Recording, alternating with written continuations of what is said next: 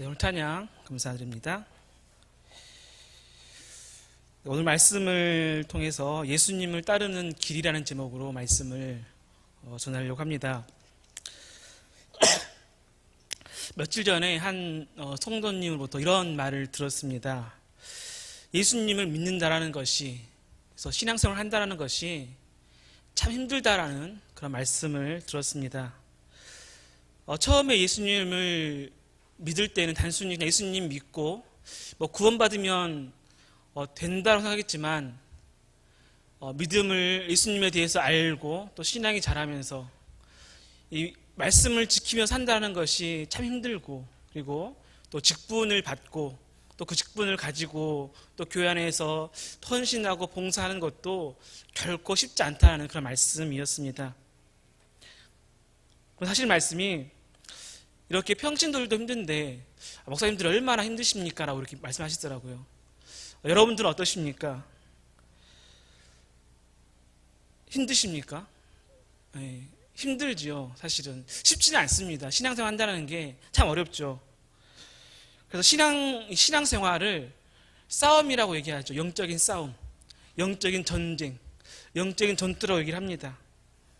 사단 마귀와 싸워야 되고 또 내 자신과 싸워야 되죠.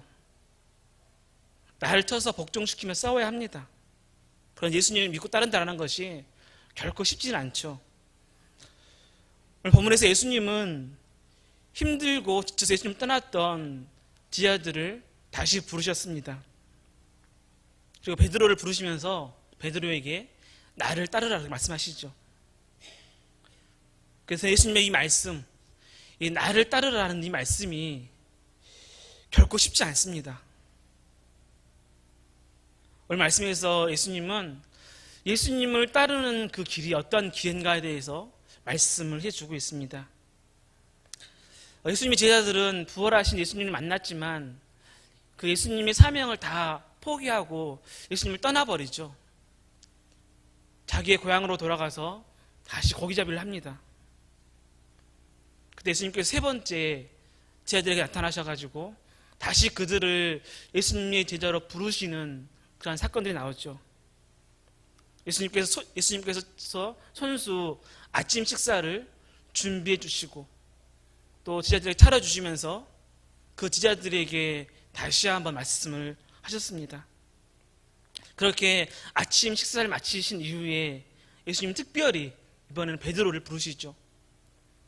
베드로에게만 특별하게 말씀하십니다. 베드로는 예수님의 수제자였죠. 수제자였지만 베드로의 그 모습은 그렇게 다른 제자들에 비해서 믿음이 뛰어나다라고 말할 수는 없었습니다. 더구나 베드로는 지금 며칠 전에 예수님을 3번 부인하고 도주했던 그 사건으로 인해서 정말 그 수치심과 또는 그 부끄러움, 그 죄스러움 때문에 예수님 앞에 나갈 수가 없는 상황이었죠. 예수님은 그러한 베드로의 마음을 알았기 때문에 베드로를 특별히 부르시고 베드로에게 말씀을 하셨습니다. 다시 베드로를 예수님의 제자로 삼아서 귀한 사명을 감당케 하도록 하신 거죠.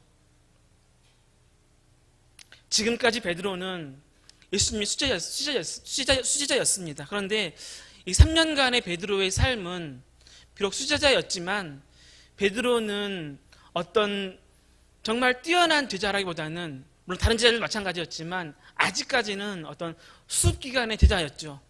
근데 예수님께 다시 이제 부활하신 예수님께서 다시 베드로에게 오셔서 이제는 그 수습기간을 다 정리하고 제대로 된 제자로, 참 제자로 그들을 부르시는 것을 볼 수가 있습니다.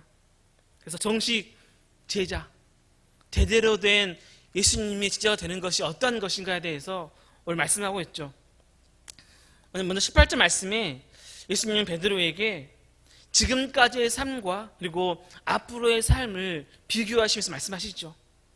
내가 진실로 내게 이르노니 내가 젊어서는 스스로 띠띠고 원하는 곳으로 다녔거니와 늙어서는 내 팔을 벌리리니 남이 내게 띠띠우고 원하지 아니하는 곳으로 데려가리라. 이 말씀은 장자 베드로가 어떻게 죽을 것인가에 대해서 예고하신 말씀이죠. 그리고 그와 동시에 진정한 제자됨이 무엇인가에 대해서 말씀을 하고 있습니다. 젊어서는 스스로 띠띠고 원하는 곳으로 하였다고 그렇게 말씀하고 있죠. 지금까지의 베드로의 삶을 말씀하시는 겁니다. 이 띠를 띄었다는 것은 옷을 입었다는 거죠. 베드로는 지금까지 자기 스스로 띠를 띄었습니다. 자기 스스로 자기가 원하는 옷을 입었던 거죠. 원하는 옷을 입고 자기가 가고 싶은 곳을 갔습니다. 하지만 앞으로는 베드로가 자기 스스로 띠를 띠지 않는 것을 말씀하시죠. 지금까지는 자기 마음대로 육신이 원하는 대로 다녔습니다. 자기가 원하는 옷을 입고 자기가 원하는 곳으로 갔던 거죠. 부활하신 예수님을 만난 후에 다시 베드로가 고기 잡으러 간 것도 자기 마음대로 간 거였죠. 겟세마네 동산에서 도망친 것도, 예수님을 3번 부인한 것도 다 자기 마음대로 자기 원하는 대로 했던 겁니다. 그러나 이제는 앞으로는 베드로가 그렇게 살지 못하고 남이 너의 띠를 띄워줄 것이라고 그렇게 말씀하고 있습니다. 너의 2 팔을 벌리고 남이 너의 옷을 입혀준다는 거죠. 팔을 벌린다는 것은 모든 것을 하나님께 맡긴다는 것을 말씀합니다. 그리고 앞으로는 네가 원하는 옷을 입는 것이 아니라 다른 사람이 너의 옷을 입을 것이라고 얘기하시죠. 그리고 너를 하나님이 원하는 대로 너를 인도하실 것을 말씀하고 있습니다. 이것이 참 제자의 삶이고 앞으로의 너의 모습인 것을 베드로에게 말씀하고 있죠. 예수님을 따르는 자는 내가 원하는 옷을 입는 자가 아닙니다. 주님이 원하시는 옷을 입고 주님이 원하시는 곳에서 주님이 원하시는 삶을 사는 것이, 그렇게 사는 사람이 예수님의 제자죠. 그런데 우리의 삶은 어떻습니까? 오히려 반대일 때가 많죠. 내가 원하는 옷을 예수님께 입혀드리려고 하고, 내가 예수님을 따르는 것이 아니라 내가 가는 길에 예수님을 끌고 가려고 합니다. 주님은 우리에게도 말씀하시죠. 너의 팔을 벌리고 내가 주는 옷을 입어라. 너의 삶을 나에게 맡기고 주님이 주시는 옷을 입으라고 우리 말씀하고 계십니다. 그것이 예수님을 따르는, 예수님을 믿는 성도의 삶이고 제자의 삶이라는 거죠. 그리고 예수님은 베드로에게 죽음을 예고하신 뒤에 나를 따르라고 말씀하시죠. 예수님은 3년 전에 처음 베드로를 부르실 때도 똑같은 말씀하셨습니다. 나를 따르라. 처음 예수님이 베드로에게 그렇게 말씀했을 때 베드로는 자신의 모든 것을 다 버렸죠. 다 버리고 예수님을 따랐습니다.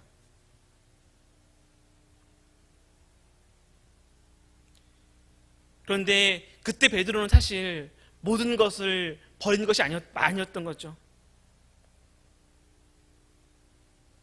그때 베드로가 버렸던 것은 자신이 가지고 있는 것보다 더 큰 것을 얻을 수 있다는 어떤 그런 희망이 있었기 때문에 자기가 가지고 있는 것을 버릴 수가 있었습니다. 더 큰 재산, 더 큰 어떤 권력, 더 큰 어떤 명예를 바라고 있었기 때문에 자기가 가지고 있던 그물과 배를 버렸던 거죠. 정확히 말하면 베드로는 그 당시에는 자신의 것을 버린 것이 아니었습니다. 예수님을 통해서 더 큰 것을 얻기를 원했던 거죠. 자신의 꿈, 자신이 원하는 것을 얻기를 원했습니다. 그런데 부활하신 예수님께서 다시 베드로에게 나를 따르라고 말씀하시죠. 베드로에게 너의 죽음이 어떠할 것이다 라고 예고하신 이후에 나를 따르라고 얘기하십니다. 이번에는 너의 정말 가장 귀한 것, 너의 가장 좋은 것들을 다 버리고 나를 따르라는 거죠. 너의 꿈, 너의 비전, 너의 목숨까지도 다 버리고 나를 따르라라는 하나님 예수님의 말씀이었습니다. 지금까지는 나를 따르는 척만 했지만 이제는 정말 나의 제자가 되어서 너의 가장 중요한 것을 버리고 나를 따르라는 거죠. 예수님을 믿는다라는 것은 곧 예수님의 제자가 되는 겁니다. 예수님의 제자는 예수님을 따라가는 사람들이죠. 그리고 예수님을 따라가는 사람들은 자신의 가장 귀한 것을 버리고 예수님을 따라가야 합니다. 그렇게 우리들도 우리의 가장 귀한 것을 버리는 것이 진정 제자다운 삶임을 우리에게 말씀하고 있습니다. 나를 따르라. 이 말씀은 예수님의 제자들이 행해야 될 모습이죠. 그런데 이것은 여러 단계로 나누어진, 그래서 여러 단계 가운데 하나의 과정을 의미하지 않습니다. 평생 걸어가야 하는 거죠. 나를 따르라. 이 말씀의 그 문법적인 의미를 보면은 현재 명령형으로 계속해서 나를 따를 것을 의미하고 있죠. 지금 이 순간만이 아니라, 지금 이 순간만을 날 따르는 것이 아니라 앞으로 계속해서 평생 동안 나를 따를 것을 말씀하고 있습니다. 예수님을 따르는 삶은 하나의 관문을 통과하는 것이 아니죠. 이 관문을 통과하면 이제는 좀 더 쉽고 편한 길이 있음을 말씀하지 않습니다. 예수님을 따르는 것은 평생 해야 될 일이죠. 주는 우리에게도 나를 따를 것을 말씀하고 있습니다.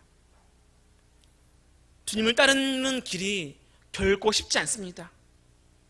그 길은 내 십자가를 지고 따라가야 하는 길이죠.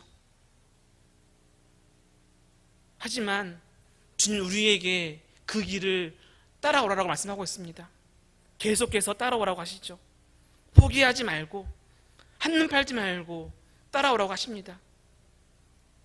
우리가 그 길을 끝까지 따라가기를 원합니다. 포기하지 않고 한눈 팔지 않고 끝까지 믿음을 지키며 예수님의 길을 따라가기를 원합니다. 내가 버릴 것이 있다면 버리고 하나님을 바라보며 따라가는 삶이죠. 또 예수님은 마지막 22절에서 베드로에게 말씀하시죠. 그때 베드로가 이렇게 얘기합니다. 그러면 저 사람은 어떻게 됩니까? 요한을 가르쳐 질문하는 거죠. 베드로의 이 질문 속에는 요한을 시기하는 마음이 있었습니다. 언제나 베드로와 요한은 예수님이 가장 사랑하는 제자들 가운데 한 명이었죠. 그런데 베드로는 예수님을 3번이나 부인하고 저주했습니다. 실패했죠. 그런데 지금까지 예수님의 옆에 있는 저 요한, 그럼 저 요한은 어떻게 되겠습니까? 저는 정말 힘들고 어려운 길을 가고 앞으로 그렇게 죽어야 한다면 저 요한은 어떻게 되겠습니까? 라고 묻습니다. 왜 나만 두 팔을 벌리고 남이 내 띠를 띄우고 원치 않은 곳으로 끌려가야 합니까? 이러한 질문을 하는 거죠. 우리도 종종 이러한 질문들을 많이 합니다. 신앙생활 하면서 어차피 이러한 부분들이 굉장히 힘든 부분이죠. 남들과 비교를 합니다. 신앙생활하고 봉사하고 헌신하면서 남들과 비교를 하는 거죠. 나는 이만큼 헌신했는데 나에게 주어진 하나님의 그 은혜는 왜 이것밖에 되지 않습니까? 왜 나에게는, 왜 우리 가정에게 주신 은혜는 이 정도밖에 안 됩니까? 라고 비교를 합니다. 그리고 왜 나만 교회 일을 이렇게 열심히 해야 하는지, 왜 나만 힘든 일을 당해야 하는지, 왜 나만 일해야 하는지 그렇게 남들과 비교를 하면서 힘들어하는 거죠. 그때 예수님의 대답은 무엇이었습니까? 내가 올 때까지 그를 머물게 하고자 할지라도 너에게 무슨 상관이 있느냐? 너는 나를 따르라 했습니다. 다른 사람이 어찌 되었든 신경 쓰지 말고 너는 너의 길을 가라는 거죠. 우리는 모두 예수님을 따르는 사람들입니다. 예수님의 부르는 받고 예수님을 따르는 사람들이죠. 그러나 우리의 가는 길은 모두 다릅니다. 우리는 정윤교회에서 한 공동체로 한 말씀 안에서 함께 신앙생활을 하지만 하나님께서 우리를 부른 그 목적은 또 우리의 길은 각자 다르죠. 베드로에게는 베드로의 길이 있고 요한에게는 요한의 길이 있고 옆에 있는 장로님에게는 장로님의 길이 있고 또 여러분들에게는 여러분의 길이 있는 거죠. 그런 상관하지 말고 너는 나를 따르라. 주님의 말씀처럼 우리들은 나는 주님을 따라가면 되는 거죠. 남들과 비교할 필요 없습니다. 내 길은 험난하고 힘든데 남이 가는 길은 평탄하다라고 부러워할 필요 없습니다. 남이 든 십자가는 작은데 내 십자가는 크다라고 불평할 필요도 없죠. 단지 내게 주어진 것에 만족하며 내게 주어진 그 일에 최선을 다하면 되는 겁니다. 내게 주신 십자가를 짊어지면 되는 거죠. 그것이 큰 것이든 작은 것이든 내게 주어진 일에 최선을 다하며 그렇게 섬기면 되는 겁니다. 옆에 계신 분과 나를 비교하지 말고 내게 주어진 사명, 내 직분을 가지고 최선을 다하며 주님을 따라가기를 원합니다. 그것이 제자의 모습인 거죠. 주님을 따르는 길, 예수님을 따르는 길은 정말 어렵습니다. 제게 말씀하셨던 그 성도님의 말씀처럼 예수님을 믿고 따르는 길은 정말 힘들죠. 손해도 봐야 하고 때로는 자존심도 상해야 되고 마음에 내키지 않아도 용서하고 사랑해줘야 합니다. 그럼에도 우리는 불구하고 예수님을 따라가야 합니다. 그 이유가 무엇입니까? 우리가 포기할 수 없는 이유가 무엇일까요? 제가 가끔 보는 TV 중에서 극한 직업이라는 프로가 있습니다. EBS에서 하는 프로인데요. 세상의 여러 직업들 가운데 힘들고 고된 어떤 그런 직업들을 골라서 소개시켜주는 그런 프로입니다. 한 번은 이 금을 캐는 사람들을 이렇게 소개해주는 적이 있었습니다.